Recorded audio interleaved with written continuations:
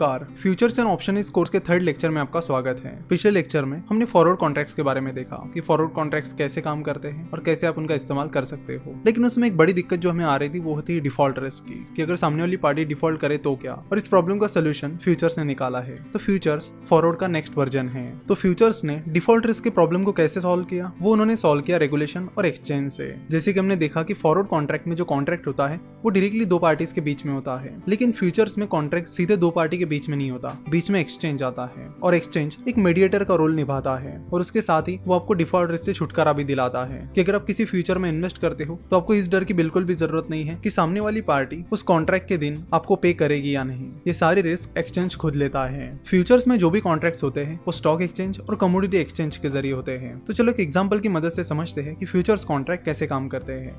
Gold की price फिलहाल 40,000 रुपए के करीब चल रही है और आपको लग रहा है कि आने वाले 2 महीनों में गोल्ड की प्राइस बढ़ने वाली है।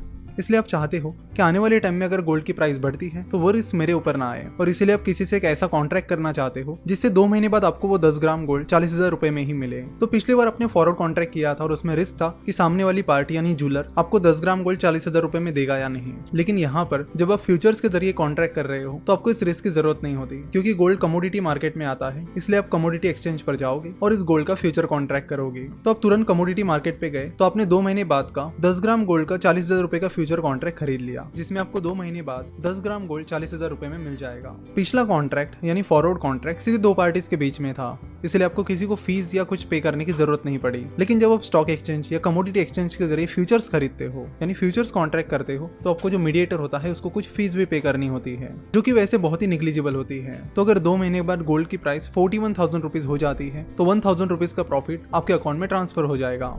फ्यूचर कॉन्ट्रैक्ट्स में ज्यादातर कैश सेटलमेंट होती है, यानी जो भी प्रॉफिट एंड लॉस होता है वो आपको पे करना होता है रादर देन उस पर्टिकुलर अंडरलाइंग एसेट के। चलो तो देखते हैं कि फॉरवर्ड कॉन्ट्रैक्ट और फ्यूचर कॉन्ट्रैक्ट्स में मेन डिफरेंसेस क्या होते हैं। फॉरवर्ड कॉन्ट्रैक्ट रेगुलेटेड नहीं होता है, यानी उसमें कोई भी रेगुलेशन या मीडिएटरी नहीं होता, वो डायरेक्टली दो पार्टीज के बीच में होता है। इसलिए अगर सामने वाली पार्टी डिफॉल्ट करती है तो उसका रिस्क आपको ही उठाना पड़ता है। वही फ्यूचर्स कॉन्ट्रैक्ट रेगुलेटेड होते हैं और डिफॉल्ट रिस्क की गारंटी एक्सचेंज लेता है, इसलिए आप पर डिफॉल्ट रिस्क आता ही नहीं। तो आप कह सकते हैं कि फ्यूचर्स में डिफॉल्ट रिस्क 0 रहता है। Forward contract completely customise contract होते हैं, यानी आप चाहे जैसा उन्हें कस्टमाइज कर सकते हो। जैसे कि हमने देखा कि जूलर और आप चाहे जैसा वो कॉन्ट्रैक्ट कर सकते हो। अगर आपको लगता है कि नहीं मुझे 10 ग्राम नहीं 5 ग्राम गोल्ड ही खरीदना है तो आप 5 ग्राम गोल्ड का भी फॉरवर्ड कॉन्ट्रैक्ट उनके साथ कर सकते हो।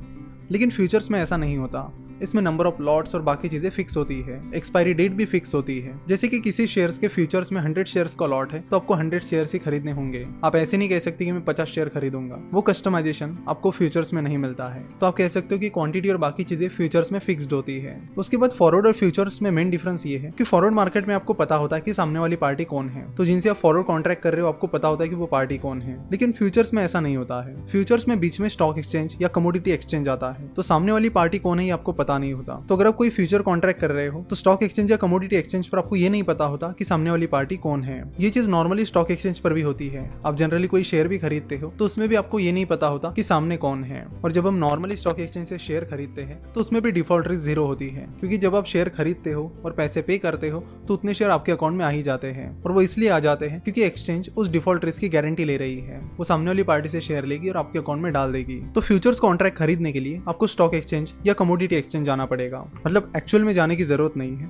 आप ऑनलाइन भी उनके जरिए खरीद सकते हो। स्टॉक एक्सचेंज में शेयर्स के फ्यूचर्स होते हैं, जैसे कि टीसीएस का शेयर है तो उसके फ्यूचर्स रहेंगे कि अगर आपको लगता है कि टीसीएस का शेयर 2 महीने बाद गिर सकता है तो आप किसी पर्टिकुलर प्राइस पर टीसीएस के फ्यूचर्स खरीद सकते हो और अपनी रिस्क को कम कर सकते हो। तो इस तरह शेयर्स के फ्यूचर्स कॉन्ट्रैक्ट स्टॉक एक्सचेंज पर मिलेंगे। वही जो कमोडिटीज होती है उनके फ्यूचर्स कॉन्ट्रैक्ट आपको कमोडिटी एक्सचेंज पर मिलेंगे। जैसे कि अगर आपको गोल्ड, सिल्वर या फिर आपको अदर कमोडिटीज जैसे कि शुगर, दाल एटसेट्रा इनके फ्यूचर्स खरीदने हैं तो वो आपको कमोडिटी एक्सचेंज पर मिलेंगे। इंडिया में MCX that is multi commodity exchange और NCDEX that is national commodity and derivatives exchange, ये 2 मेन कमोडिटी एक्सचेंजेस है। और आपको शेयर्स में फ्यूचर्स बाय करने हैं तो उसके लिए आपको स्टॉक एक्सचेंज पर जाना पड़ेगा। और जैसे कि हमें पता है इंडिया में 2 मेन स्टॉक एक्सचेंजेस हैं, NSE that is national stock exchange और BSE that is Bombay stock exchange. Futures and options की बात की जाए तो futures and options mainly national stock exchange पर ट्रेड होते हैं, ज्यादा वॉल्यूम नेशनल स्टॉक एक्सचेंज पर होता है। तो आज हमने बात की कि फ्यूचर्स कॉन्ट्रैक्ट कैसे काम करते हैं। नेक्स्ट लेक्चर में हम बात करेंगे कि शेयर्स के जो फ्यूचर्स कॉन्ट्रैक्ट होते हैं वो एक्चुअली स्टॉक एक्सचेंज पर कैसे काम करते हैं,